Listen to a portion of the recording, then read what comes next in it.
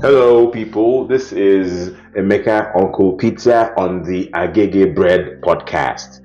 Today, I have something very exciting for you. It's something I don't think gets a lot of coverage. So, when I ran into this beautiful lady, I said, I'm not going to hear this story you have. I'm not going to hear this program you have alone.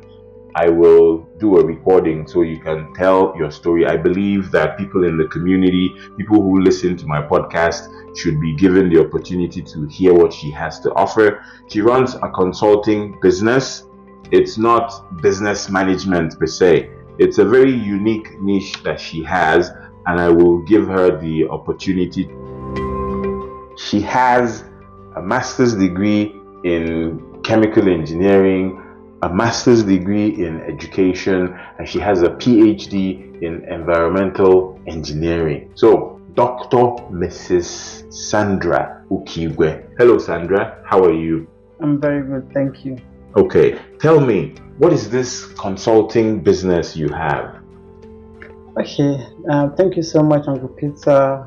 I'm glad to be here. Can I say good evening to our listeners? Yeah. If they are listening in the evening, yes. Okay, so good evening, day. Good day, our listeners. Again, my name is Sandra Okibe. I'm an academic strategist.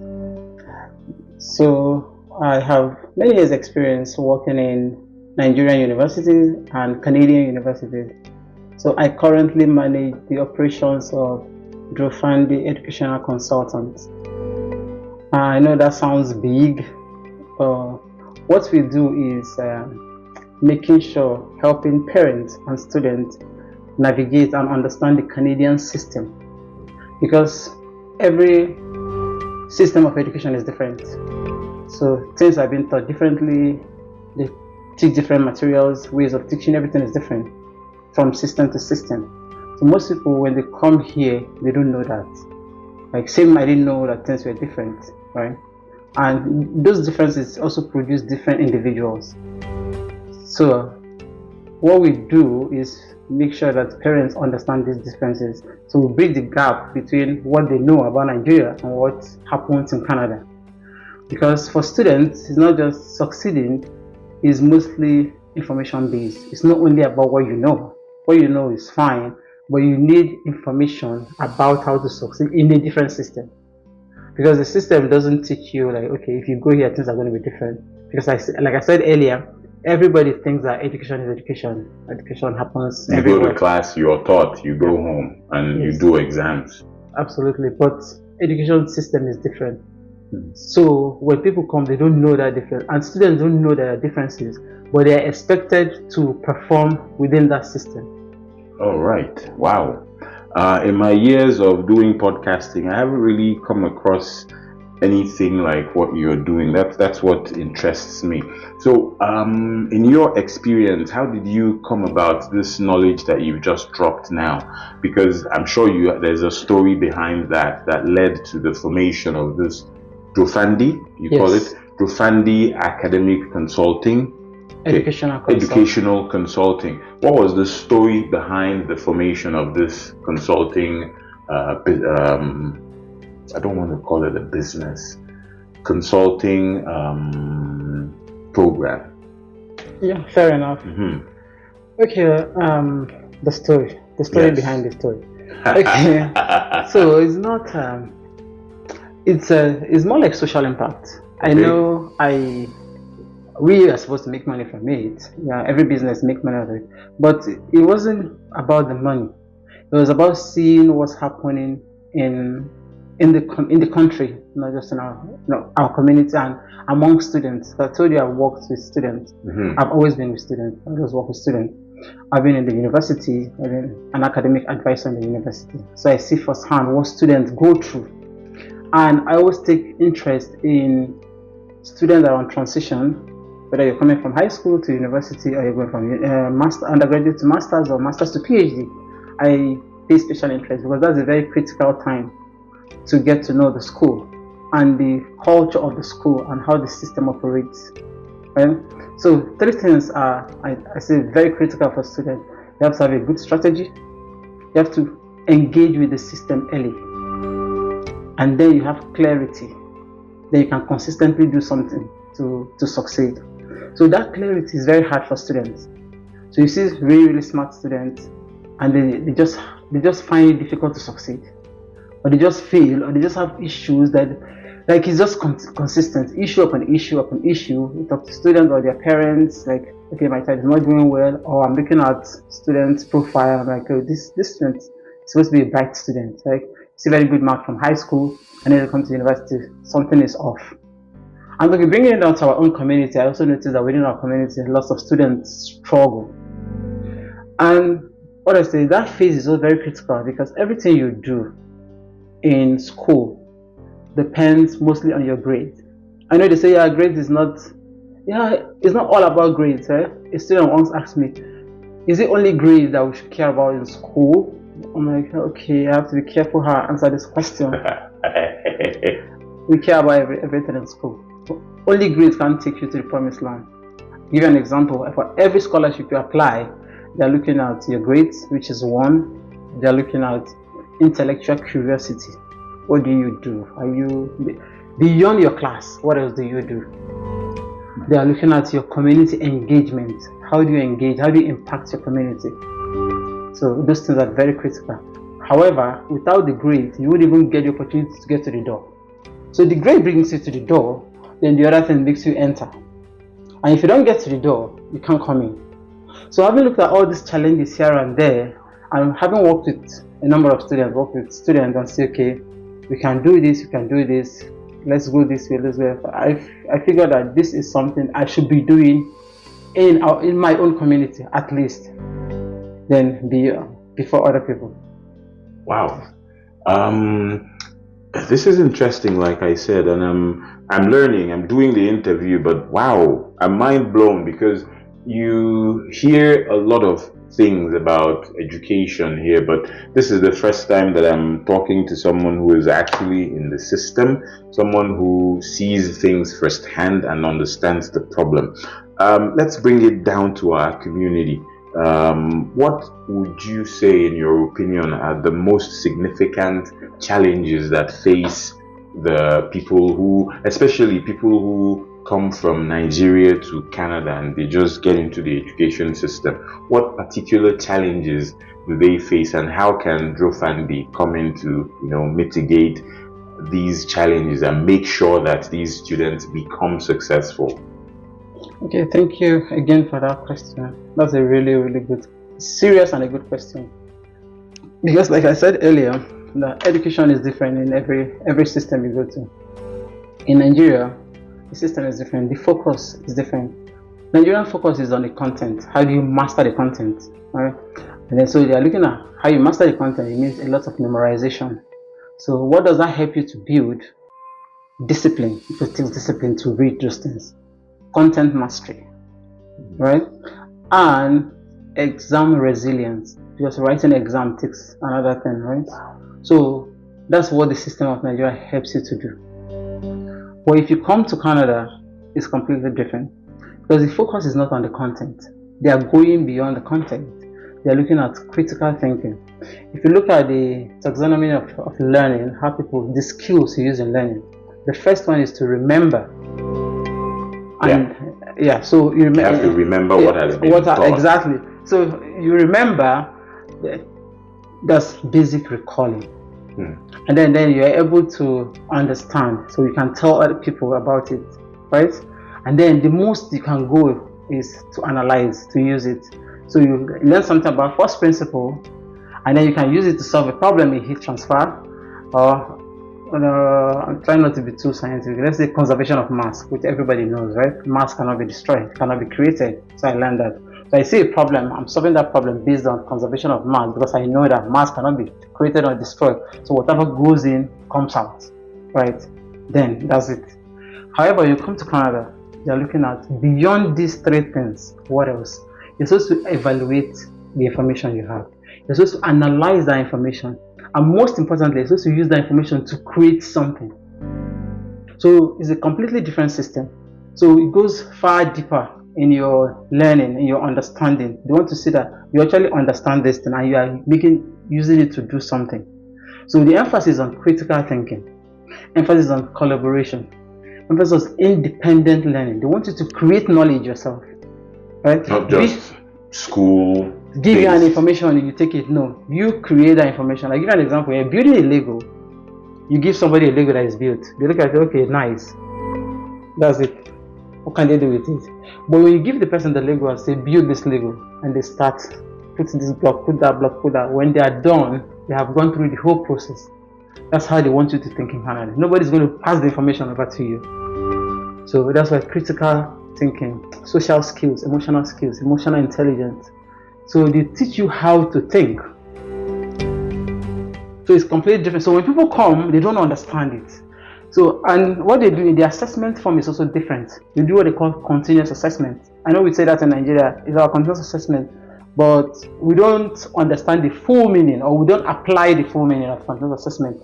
In Canada, you are given mark for everything. So your assessment is based on everything: project, class participation, what you do, discussion, dialogue, everything. Exam is just a small part of it. Nigeria, exam is a major thing you do. So those differences is where people get like trapped. They are trying to catch up to it. Like, how do I do this?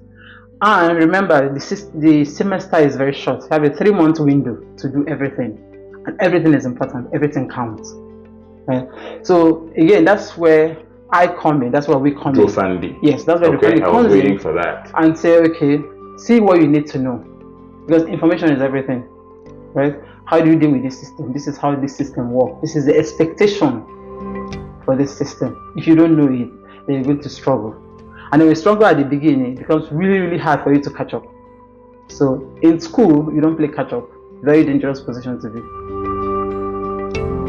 Okay.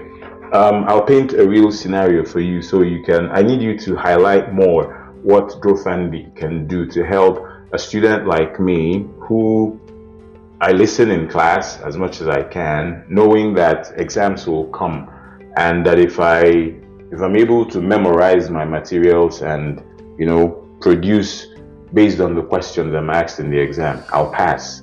Now, if I come to Canada with that attitude and I get into the university, I go to classes, I pay attention, however, and I just go through and wait for exams. I don't do anything else.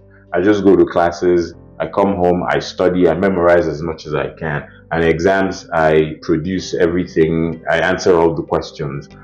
Would I be considered successful or not? Okay, so I'm going to answer it like this. One thing that is very important for you, for students to know, is what we call the outline, the course outline. What is the expectation? Very critical. That's your starting point. What does the prof want? How will I be examined? So because you don't go from, I don't think any prof goes from topic 1 to topic 10, for example, and then give you an exam that runs from 1 to 10. They don't do that. Really? No. Usually everything is broken down. Oh. Yeah. Okay. So topic 1, you might have a quiz on topic 1, and it counts. Everything counts from. So I do topic 1, I get a quiz, and it counts towards the final quiz. Okay. Usually, in most cases, final grades are usually maybe like 30%. They don't even give you 40%. No, I don't think any prof will give you 40%. It's too much. So maybe sometimes 25%. But then there's a catch. Final grade is 25%. If you have 75% from everything, you're supposed to have passed, right? Right. If you don't pass the final exam, you fail the course.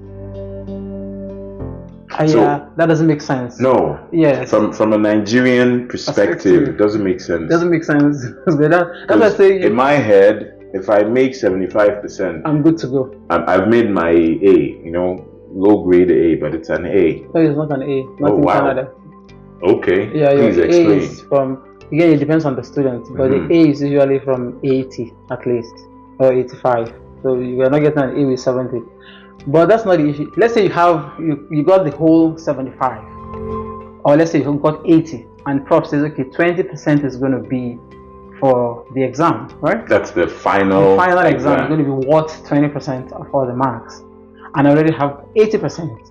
And then I fail the exam, and the prof is like, no, you have to pass the exam itself to pass. So again, there's it's not solidly structured. So that's why you need to understand the course outline. That's like your Bible for that course. What does the prof want? You go. If he says I will give 3 assessments or faster, everything is listed down. So you go through. Okay, this is what I need to do. This is what I need to understand. This is how much is participation mark? Is there a project here? Is there a group work here? There are lots and lots of bits and pieces. That is why it is continuous assessment. Bits and pieces. They want to see that. But everybody learns differently, right? So people that like hands-on, it won't be fair if all you give them is reading. Right. So right. So they want to capture everyone. When they talk about diversity, it's not just like you have different people from different countries. That diversity goes even into the education system. Wow. People learn differently. People understand things. People want to express themselves differently. And sometimes if the course is not of interest to you, if the subject is not of interest to you, you may not even want to learn about it. Right. So they want to put all this into consideration. Give everyone a fair chance. Everybody. So to get ahead. To get something. And the system is designed for you to know. They're not trying to fail you. It's not designed for you to fail. And when they talk about knowing or thinking, when you are done, you know that you know this thing. You should be able to create something of value out of it. If you finish it, you can't create anything out of value. Maybe it hasn't really achieved its game or the aim or the purpose. So the outcome, they also look at the outcome. Stay with us. We'll be right back. Are you a business leader who wants to make a difference in the world? You need more than fluency in strategy, marketing, or even sustainability. You must understand how business interacts with society. Hi, I'm the host of Business and Society with Senthil Nathan podcast. In the 30-minute fortnightly episodes, I promise to bring you the best ideas to develop you as a leader who can help shape business as a force for good. Join me as I discuss with some of the world's leading thinkers to understand the role of business and society. Subscribe to the Business and Society with Senthil Nathan podcast.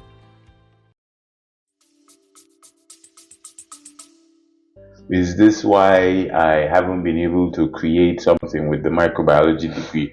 I'm joking. Anyway. Because in Nigeria, wow, listening to you, I can see the market difference. In Nigeria, you go to classes, doesn't matter if you pay attention or not. Sometimes some professors will take attendance, they'll give quizzes, but the exam is, the A and Z, the alpha and omega. Yeah. If I pass my exam, if I make 60 points in my exam, I've passed. Perhaps if I did the quizzes or my attendance was good, I could have made 70, but I passed. Now, in Canada, you're saying that it's flipped. I can do very well in all the classwork and make 80 points. But if I fail that exam, then and in all of these things, the outline will be clear, because I don't think that I saw an outline. You will see probably what is it called? Don't remember now what it's called, but they will tell you all the subjects that will be taught in Nigeria. But it doesn't build. There's nothing like you could do some practicals here and there. There could be some group work, but I can see the difference is that you're expected to create something with that course outline, and that's a critical difference here. But thank you for bringing this into, because I didn't know all of this. I mean, I kind of have, and for most people, we know generally the education system is different, but you're bringing out the, intricate details that we need to pay attention to, so that, guys, if this is not something you sit and assume that you know. How can we reach Drofandy? Are you on Facebook or Instagram? Like, if people listening to this and they want to reach out to you for consultancy, how can they do that? Oh, okay. I've been putting out maybe I have to do Facebook. I'm not a huge Facebook person, but I'm going to do that. Because people have to have a way to reach out to you. Yeah. So, but I don't want to put your personal number. No, I have my business number. Okay. Yeah, you can say that. Yeah, they can call you on that number. And yeah, so I have a flyer that has like the post I've been using. It has my contact, I have a business number, it has all the information you need to reach me. Okay. But I'm going to do more. What is that phone number? My phone number. Okay. Yeah, because this is good information to have, and I know that once people hear this, I can accept that in our community we are not very forthcoming with our kids struggling in school. We're gonna go into all of that. I don't want to preempt you, but if we're able to have an outlet like yours that can help push our kids towards success, I think that people will want to know. So yeah. What's the phone number? Phone number is 825 203 4850. 4850. That's the number that you can reach Sandra on. You call, she answers. She's always very handy to answer her phone, and you can present your problems to her and you take it from there. So thank you for doing this. Another question I would want to ask is, I know, yes, we've established that the systems are different. What are the other factors that could affect a student? I know there could be peer pressure. Example is peer pressure. There could be all other things. But in your perspective, what are these factors? All things being equal, what are the factors that could push a student who is going from high school to the university, or moving from one university to the other, or from one BSc to MSc? What are the factors, depending on their age groups, that would influence these students and prevent them from going to where they're expected to get to? Okay, thank you for that question. I think it's a very critical question, a good question. A couple of factors affect students. The first one is the freedom that they have. Freedom. Yes. These are young people. They are not exposed to a lot of things. Right? I know they always think that they're grown up. Right. I know scientifically your brain doesn't stop developing until you're 23. And sometimes, if you're talking about coming from abroad, you see people as young as 16, 17. Someone that is as young as 16, or let's say 17, let's try again, that has never been on their own all their life. They've been in boarding school, they've been guided, they've been told what to do, how to do it, when to do it, everything is structured, right? And then you leave this kid to come to Canada very young, and when you get to this place, like every guardrail that puts you in, that secures you, gets removed. Right, so right. Now and that's the freedom you're talking about. Now you're by yourself. What am I supposed to do with all these things? Right? And again, people don't know there's a difference between high school and university, in the sense that in high school, like we said, people tell you, teachers tell you what to do. You don't come to class, you get reported, you get they call your parents that haven't been to school and blah blah blah. No, you don't do that in the university. They don't? Nope. If you don't. So if I don't go to classes in the university, nobody cares. Okay. I use U of A or U of C as an example. You have 500 students in first year. Okay. So who is supposed to be calling 500 parents? People? That's a job. To say, okay, this child did not show up in school. Remember how I said the system is very flexible, right? So you can decide to do any course you want here, any subject you want. In high school, they have lots of subjects. No, in Nigeria, how we have very fixed subjects. No, here, they have a whole lot more that students can do. Sometimes they take useless ones. They don't even know. If it sounds easy, they just do it. So with all those things all over, It becomes really complex. So nobody's going to be controlled, because they expect that for you to be in the university, you're an adult, right? So nobody's going to be calling or telling on you that you didn't show up to class. So if you register, tell the student during orientation, I'm telling them, you see, you register for this course, and then if after this orientation you don't show up again till the end of the term, nobody will call your parents. Wow. Nobody cares. Not that they don't care, but it's you, right? Yeah. So that's the major thing. So how do you put that freedom in check? How do you help the person that hasn't tried this thing before? I know young people want to experiment. If I stay out of class, what happens? And in danger is that when you do something 1 or 2 times, it becomes a habit. Yeah, and when you form that habit, it becomes normal, it becomes natural. You don't show up class today, okay, Nothing happens. That's a big two times, 3 times, like, okay, no big deal, and then you don't show up anymore. And the amount of material you have in the university, like I tell the students, is so much. You can't afford to miss 2 classes. It doesn't make sense. By the time you go for your Because first you earlier class, pointed out that you don't want to be playing catch up. yes. So that's how you start playing catch up, by missing classes. Absolutely. And you can't do that. I tell the student, let's say the most you can get is 2 lectures, and everything you've known in high school is finished. Every other thing is new. And then when I say every other thing, it's not like 2 pages of lectures. I'm talking about a lecture that will have like 100 slides, 1 class. So you can't do catch up with that. You can't miss 2 classes, 3 classes. So while you're catching up, there's newer material showing up. If you can't do that, it's completely out of it. So, but sometimes they don't know, and they think it's like, okay, it's fine, I'll just catch up with it, I'll just miss this class, and then it overwhelms them, because the courses are content heavy.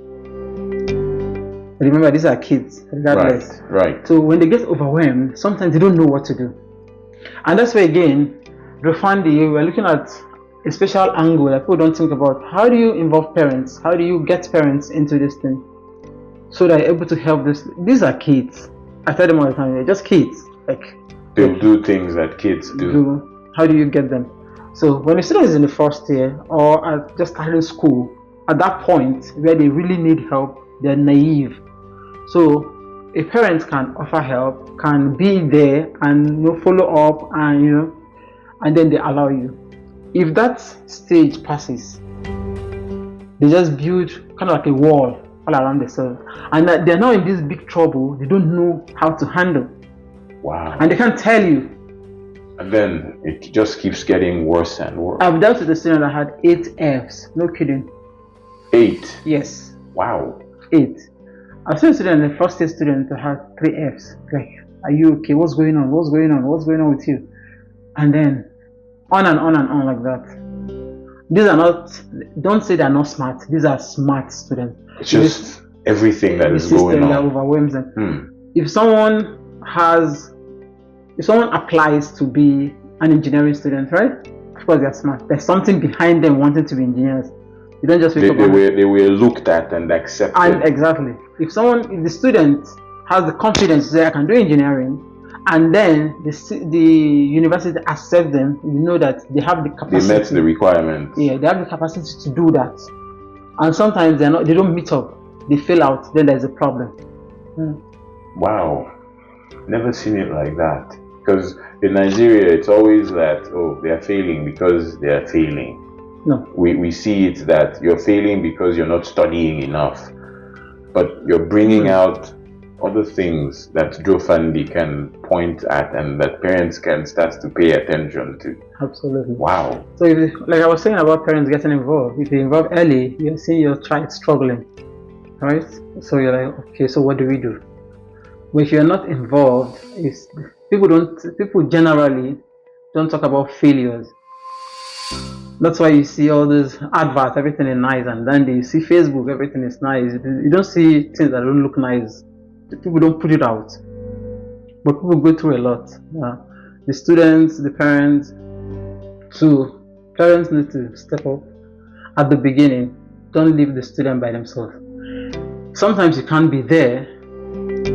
Then make sure that it's somebody.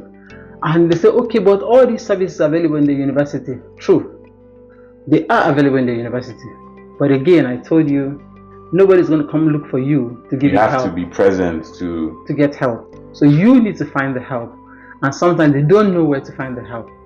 And then you get personalized help. I'll give you personalized help, right? Following you, like, okay, it's not a general, do this, don't do that. I had a student I worked with. The first semester, they had a 3.2. Second semester, they had a 3.4. Their next semester, they had a 4 points. Oh, yeah. And that's because Drofandy came in and provided the tailor-made support for the student. Tailor-made support. For example, I'm looking at the students like, okay, other things the students don't understand how university functions. For each year, they have 4-year program. So for each of those years, you need to have completed 10 courses. to take you to the next year. So if you're in first year, you're one student, you take 10 courses in your program. Done 10 courses, then you give it second year. Okay, so the rational thing to do, you would think, should be, okay, I will take 5 courses first semester, and I'll take 5 courses second semester. Right, and then I'm done. However, again, because of the flexibility in the system, we have more than 2 semesters. In Nigeria, we have 2 semesters, first and second semester. Here, we have more than 2 semesters. We have the fall, we have the spring, we have the winter, we have the summer, so we have 4 semesters, the 4 seasons. So you see a student, a young person, take 5 courses. You can't do that. You remember how I said courses are content heavy, right? You're going to crash out of university. You just came out of high school. Again, no, you can't. I'm looking at this student schedule, like, no, you can't take 5. I already registered the course. Yes, you registered, but there's a lot of flexibility in the system. There's a time to drop the course if you can. Like when the semester starts, you have 2 weeks to take a course. You don't like it, it's not working, you drop it. Right? And so far on and so far on. Even if you get to the last day of the class, you can still drop the class. There are conditions attached, but those conditions are easier to handle than getting an F. Right. Okay. So I looked at the student and said, no, you can't do this. So we take out one course that you could do in the spring or in the summer. Right. So if you are not properly guided, you can be overloaded with those things. And when you overload a student, they get into trouble. Because in Nigeria, I think you do 9 subjects. So we come in here with that mindset that, oh, I did 9 subjects. Oh, I see. Okay. Which group of people do you cater to the most? Is it the students or the parents? I ask this because listening to you, it kind of gives me the impression that parenting style is a critical factor to success of a student in the university. Because if I am the kind of parent who does not create the environment where my child can come to me and say, I'm struggling, I need help. Is that something that you've seen in your line of work, where parenting style is a factor to success or not? Okay, I'm going to answer it in 2 different ways. Again, life is complex. Life is not like straightforward, black and white. Yeah. You do this or don't do this. So sometimes, if you look at immigrant parents, right? Someone comes here at whatever age, you have kids, like 30 or whatever. You're struggling to get yourself established in the system. As a parent. Parent is struggling. And then, as parents are struggling, we don't often think that children struggle. We don't think about that. We just think that's a great point. Parents are, the kids are fine, they're kids. The kids are going to school, they're fine. In the morning I drop them off, let them figure it out. Because they think that this system will take care of the kids. It doesn't? No, it doesn't. You have to do your own part. As a parent? As a parent, you have to help these kids. Okay. Then, if you're already in the system, I kind of lost my train of thought. The factors that parents and kids, the interaction between parents and kids, where a parent has to be involved and where parents aren't involved. So some parents, so back to there's someone we call first and family. Okay. So most students here, because this is just me now saying, because they have parents that haven't gone to a Canadian university, they don't know how the system works. But when you have someone that has gone through the system, they are able to direct you better. Like that's why you have the mentorship thing. Someone is a mentor because they've gone through the process, they can direct you. But most parents haven't gone to a Canadian university. So their children could technically be first in family. Now, first in family means that nobody in your family has gone to the university, so you don't know how the university works. Because it's different. The university creates a whole program for first and family. There's a program in first and family. Because again, information is key. I didn't know that. Yeah, there's a lot of programming for students in school. There are lots of resources in school, but students don't know that. That's the other thing. They don't know that. Drofandy can give shed light on these things. Yes. Nice. I have a student that had a B in a course. The really good student had a B in a course. The reason for that B was because the student didn't know how to do referencing. And the student went to the prof and said, like, I don't know how to do referencing, I don't know how to get the materials. This is a first year student. And prof said, oh, get peer reviewed materials and get to use this kind of referencing style. Prof talks to first year, second year, master's, PhD. So those are high level talk. Student doesn't know what it is. What peer reviewed material is. And they don't even know what the referencing style is. So they go to Google or go to whatever, ChatGPT, and they just give you some things and then you get in trouble.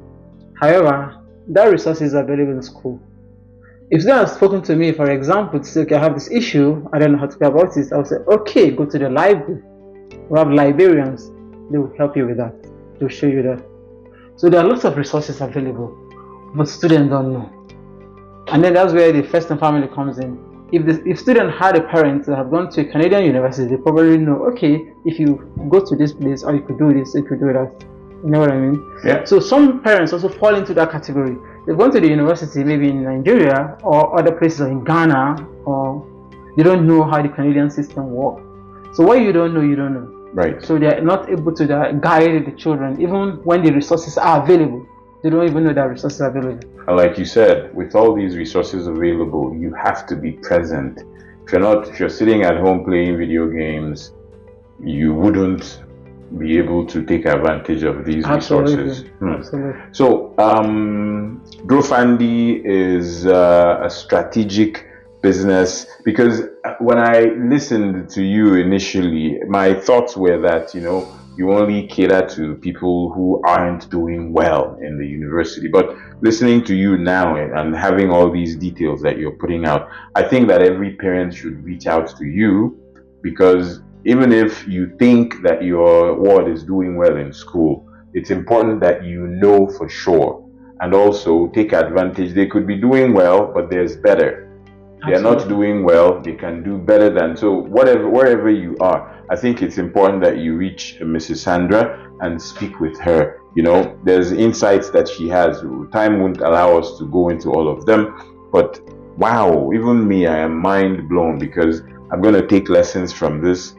And when my kids get into the university, I hope that, based on this experience, this interaction, I will do things differently than that. She made a great point. If you come from Nigeria to here, you're working hard to get a job, you forget, quote unquote, that your own kids are struggling. How do we mitigate that? How do we, in the midst of our economic struggles as adults, make sure that our kids aren't going through that same struggle? Well, intentionality. Don't be relax. Intentional. Yeah, don't think that, again, people just assume the system is going to take care of your children. No. Intentionality is very important. And that's where our service is coming, right? You're following up with the kids. And you talked about people that are doing well, right? I worked with students that are doing really, really well, but high achieving students. But there is more to Canadian education than, like I said, academics, right? There's a whole bunch of things I talked about. So extracurriculum is very important. So they look for every scholarship you apply. I don't think there's any scholarship they won't ask you for. What do you do beyond class? They want to see that you're doing something beyond class. And sometimes students, they don't know what else to do. They're like, okay, I don't really have opportunities abound within the school. Sometimes they don't know how to go about it. They don't know if this is important. A student will say, I don't really have much to put in my resume. I only work at McDonald's. Excellent. Because you're able to work at McDonald's and then you are able to achieve highly, which means you're good in time management. Oh, right. You understand? Okay. Yeah, that makes sense. So there are lots of things. Some students say, okay, I have a student tell me, like, I keep writing to profs, they don't respond. Okay, I say, okay, let's do this thing. I got the student, got talking, what do you want to do, and blah blah blah blah. We're able to write an email to prof, and they got 5 responses. Oh. They wrote to a couple of profs and they got response. So and this is a service that my Drofandy students, can. yes. Wow. So Nice. say, okay, they got all these responses and they're able to choose. How do I get into research? Because there are so many things that you can do to make you stand out, not just your grades. How do I get into research? Yeah, in school, I don't know, I'm just taking courses. And then how do I build my portfolio? Because when you don't wait till you graduate before you start building your portfolio. If you're planning to go to master's program, you don't wait until, okay, at the end of 4 years or in 4th year, like, what am I supposed to be doing? No, get into research. But how do I get into research? I don't even know. Right? So all those services are what we offer. Apart from this transition, the transition is the first one that helps you to understand the university system. How does university work? Then we're now going to academic success strategies. How do I optimize my being in school? How do I optimize my program? How do I become successful? There are a whole lot to that. And then the other one is how do I plan? Educational planning. What do I want to do? Do I want to go into research? Do I want to do a PhD? Do I want to do a master's afterwards? Or do I just want to go and get a job when I'm done? That's good. These days, nobody gives you a job if you don't have experience. So how do I get experience? Right? How do I maximize my summertime to make sure I get experience so that when I'm out of school, I have something to put in my resume to work? If you put in your resume all the list of courses you've done, most likely you won't get into any program. Okay, some people say, okay, no, I want to go into professional program. How do I prepare for all that? So being in school is the whole process. And each of those steps, you have to guide it, watch it, and make sure that the student is doing the right thing. Especially at the beginning.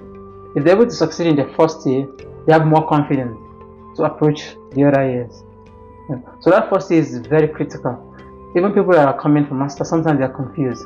And some people have been out of school for a while, like, what am I supposed to do? How do I do this? How am I supposed to do this? How do I even talk to a professor? How do I email a prof? How do I relate to a fellow student? Especially in this age of cell phone, students don't talk to each other. They just don't talk to each other. They're always on the phone. A student had a problem. I talked with the students. They couldn't go for their internship, and then they couldn't graduate. And when you don't graduate, it's not just that you didn't graduate. It means that you have to pay money for extra semester and all that and all that. So what's the problem? There was a course that was really difficult for them. They didn't know. Finding it difficult to cope with that course.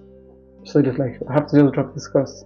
And that was like towards the end of the semester. You have to drop the course because if you fail the course, it's worse. Yes. So if you drop the course, it means that you didn't complete your course requirement to go to the next step. And then at the end of the semester, a student came back to me and said that in the class that they had a study group, and the student did not know there was a study group in the class. Again, because they don't talk to each other. They're just constantly on the phone. So I asked the students, so when you go to the class every day, when you go for the class, where do you sit? Do you sit on the same spot? They say most times I sit on the same spot. So if someone is sitting there, so which means the person on your left and on your right, they all sit on the same spot. Yeah, most likely, right? And then you don't talk to them. If you talk to this person, say hello today, say hello tomorrow, you say hello like 3 times, you become friends. True. At least class friends. Class friends, yeah. Yeah. And the Canadian system is very individualistic. Student comes from Nigeria, they are not used to it. Like, people talk to each other in Nigeria. Here, people don't talk to each other. Students don't talk to each other. So, student is completely lost. Because socially, you can't relate. I can't talk to people. Why is everyone on their phone and doing things? So how do I do? I'm struggling. What do I do? We have plans. I've dealt with students like, okay, we're going to go do this and do that. It helps with that building that social network that you need. So a whole lot of pathways that you do for students. So if in that first year, like I said, students is stable, they don't have to get 4 points in first year. Okay. If a student gets 3 points, 3.5, those are Dean's list, of course. 3.2. They have potential to make as much as 4 points, but they need to stabilize. Like a foundation. Yeah, they need it. They get it right, and then they flow with the system. If they don't get it right, it becomes a struggle. Not only for them, for their family, it just becomes a big struggle. Okay. What without giving away any names or any specifics, what are the success stories that Drofandy has had, in the sense that I met this student at one point, GPA, and by the time I finished working with them, because people want to know these things, and then they can call you and say, okay, this is where my student is, I want them to get to this point. What are the success stories that Drofandy has had? There are thousands and thousands of stories. Wow. I work with a lot of students. Okay, nice. Sometimes people think you have to be in trouble. It's better not to be in trouble. Excuse me, but I told you about the student that started with a 3.2 and 3.4, and then a 4 point. Okay, there's another student. This is a sad story, kind of, but it was a redemptive story eventually. The student had so many F's. They were on academic probation. And when you're on academic probation and they do the academic review, and you don't move past, if you don't move your GPA to at least 2 points, you're going to be asked to withdraw from school. And when you're on academic probation, you're only allowed to take 3 courses, right? So student was on academic probation, we met, and then we said, okay, we started to work together, let's see what's going on. And at the end of the semester, student had 2 B's and 1 C. That's the same student that's been failing and failing. Wow. So, but the student's case was really bad. At some point, I said, you know what, let's talk to your parents. Because one thing is for the student to gain your confidence. If they know that this person absolutely has my interest, then they tend to be more, they open up to you the struggles. So initially I couldn't talk to their parents, like, no, I can't talk to my parents, we have to figure this out. And as the years are going, I'm realizing that no, this can't work. This is just wasting we're just wasting time, resources and everything. What do we do? Eventually we talk to the parents, and parents are very open. Let's do a change of school so they can start afresh. We did that. Let's go. So started afresh, completely new institution, everything new. Not a university. Don't say they change to another university. Change to another university, you're going to carry all the bad grades to the new university. So the students, so everything was fine. Then there was this story. This one just blew my mind. Well, a student was in first year and was completely confused. Because again, sometimes we like names, brand names. I want the student to be in U of T, U of McGill, and all those things, right? Student is very smart. I want them to go to U of T, going to go to McGill, all those things. Nobody walks to the doctor's office and say, "Can I see your certificate?"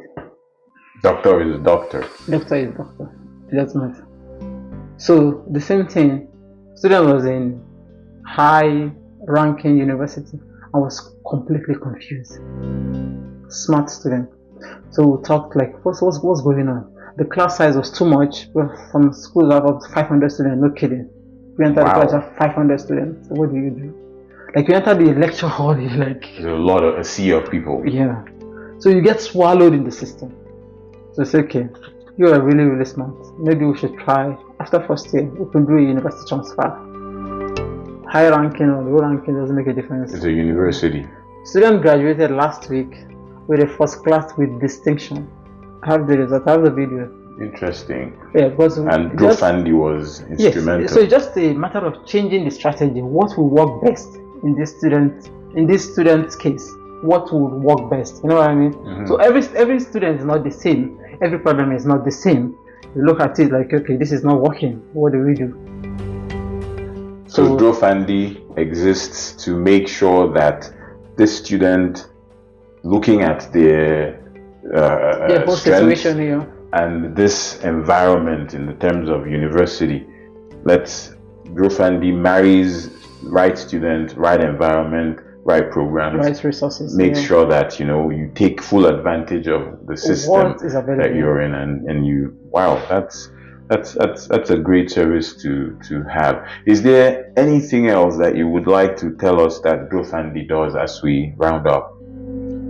Well, The other thing, what I would like to say to parents, that succeeding in university is not only about intelligence. Oh, my son is very intelligent. Oh, my daughter is very intelligent. It's That's a beyond. good point. It's beyond being intelligent. It's just about being strategic.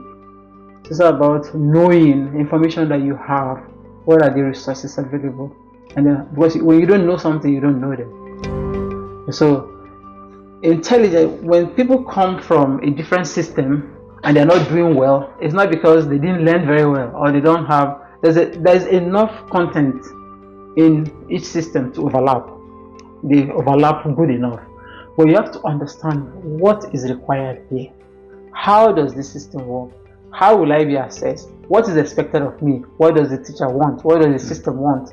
So that knowledge is very, very important for the student. That's what makes them excel. I see. Wow. Thank you very much, Mrs. Sandra, for this. It's been very eye-opening for me. I have to admit, there's a lot of things that you've said that I didn't know. My assumption is that you go to the university, it's easy, and you can't fail, and professors will care for you. They'll follow you about and make sure that you come to classes. Remember that I asked you, if you looked at my face, the shock on it when you said that if you don't go to classes, nobody calls you. I didn't know that happened. I thought that, I didn't know there could be 500 people in a class. I didn't know that. So if I'm sitting here and I'm this wowed by the things that I've heard, I think that you should give Drofandy a call. What's that phone number again? 825. The phone number is 825 203 203 48 50. That's the number that you can reach Sandra on. And please, parents, students, the resources there. She's there to listen. There's a lot of things she told me off the record. We don't want to put it on the record because you can listen to that and start to identify the people involved. But wow, she's doing a lot for the community, for parents, for students. She's here, she's available. Give her a call and take advantage of this. Of course, like she said, it's a business. They're going to charge a little bit of money, but it won't cost you an arm or a leg. I mean, if you've gone to pay student loans, you can do things extra to make sure that those student loans are not, paid in vain. That's what she's here for. So thank you very much for the time to talk to me on the Agege Bread podcast. I hope that we can do this again sometime. And thank you very much. And till we see again, this is Emeka, Uncle Peter, from me to you. Bye-bye.